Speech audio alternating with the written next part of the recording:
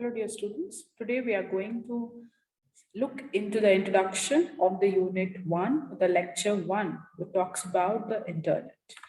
We would understand what is the Internet all about. Internet, best known as network of networks. It is the one particular platform where it is trying to create an interconnections of computer networks, trying to connect with the computers across the globe. So here you are trying to connect different systems or different computers that are ready to share the information with one another.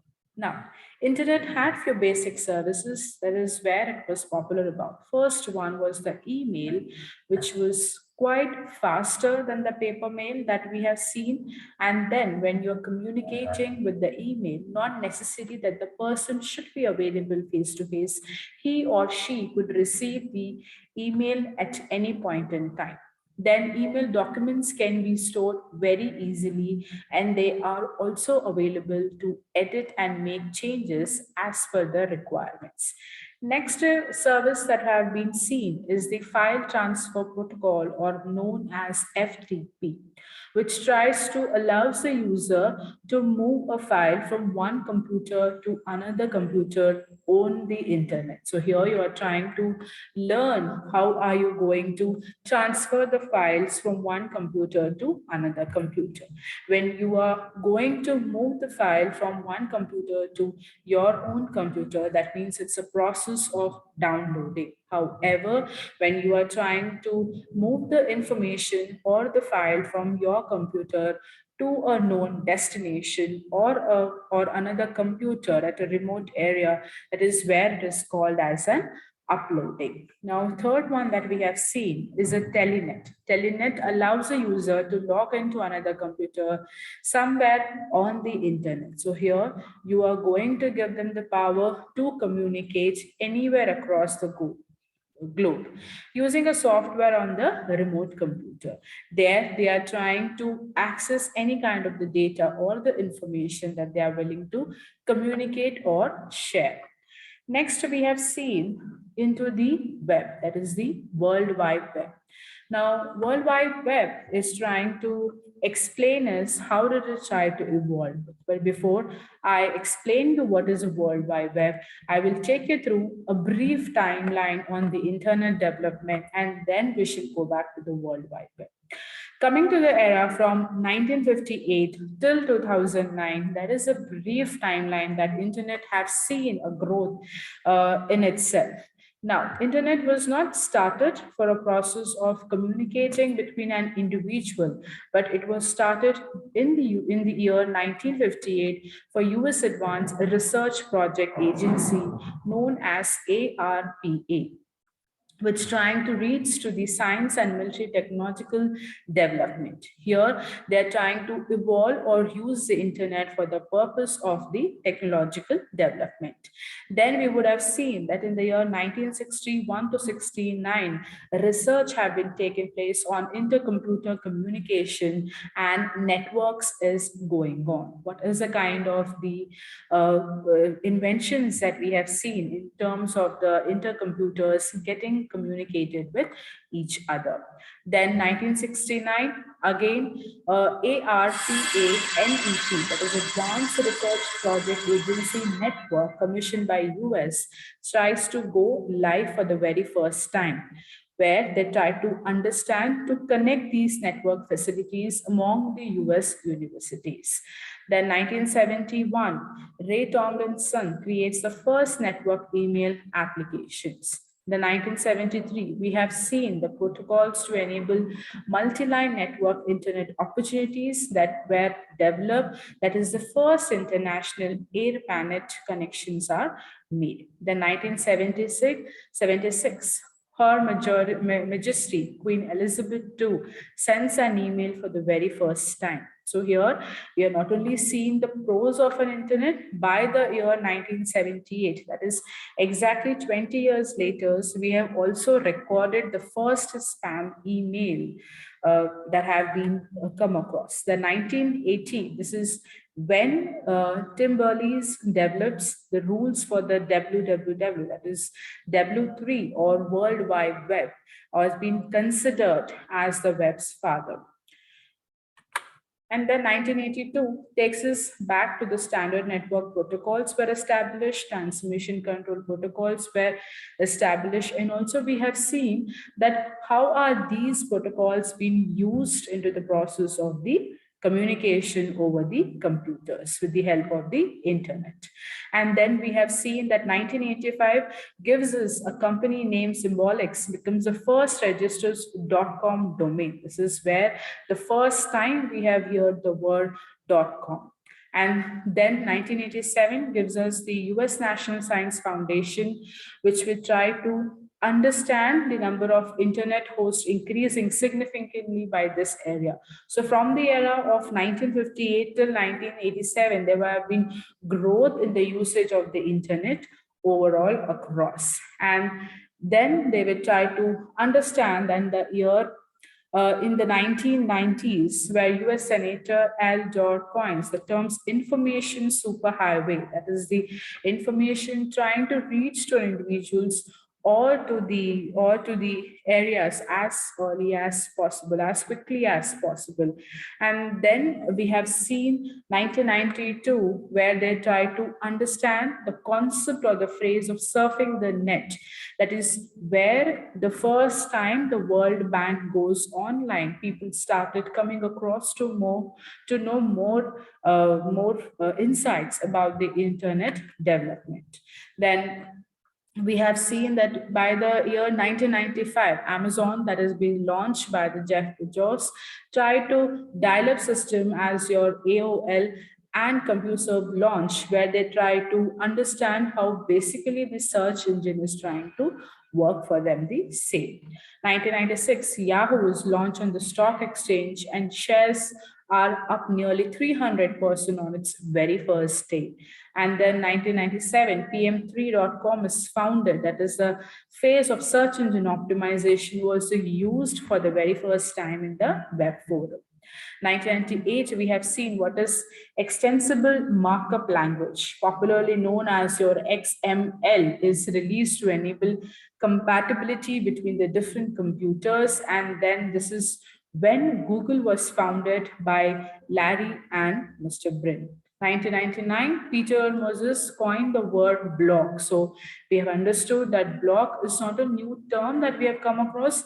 It was quite more popular in the year 1999 itself. And then we have seen 2000 have tried to bring us a new terminology, that is your pay-per-click, known as your PPC, or your CMP, that is cost per mile or cost per 1,000 impressions. That is, the more and more people are going to browse, going to give you a click, that is where you're going to improve your search engine marketing. And then they try to understand that 2003 gave us eBay topples Amazon as the most visited UK website. And then we have tried to see various other popular inventions coming from 2002 to again to an era of 2008, where Google buys YouTube and the Facebook memberships opens to anyone. That is when people started making an account for anyone. And then we have seen that Firefox 3.0 was launches with over 8 million downloads in 24 hours. Internet users stops with the figure of the same for the worldwide. And 2009 was able to understand the statistics or the increase of the use of the internet. So this is a brief timeline on the same for your internet development. Now coming back to the World Wide Web or www dot. So here we have seen that this popular was launched where people were able to understand that it's designed in such a way, popularly known as the hypertext, where information storage and retrieval that enables the authors to structure information in the novel way. So it is coming with a structure and a format where it helps the user to locate the desired type of information rapidly. You don't have to start your search from the beginning. By clicking onto those hypertext, you are able to direct it to that link as quickly as possible, and then you are trying to get the information. So hypertext documents on internet are known as the web pages, and then we have seen few of the basic functions that www browsers have trying to come across. They do not require user to log in into a server. Anyone can do it across anywhere. It tries to enable a user to visit a server computer site directly, access to the information that they have been looking into by trying to specify the URL known as a uniform resource locator, and then one can try to create and maintain a personal hot list of the favorite URL. So whenever I want to go back and read my list of books online, I would try to save those through those URLs. And whenever I'm trying to open a browser, I will quickly click on that,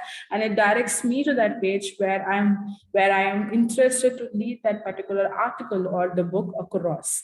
And then it also maintains a history of server computers visited by the user in a surfing session, so that whenever I want to go back and search for an article that I'm looking for, I can go back to my history and pick it up directly.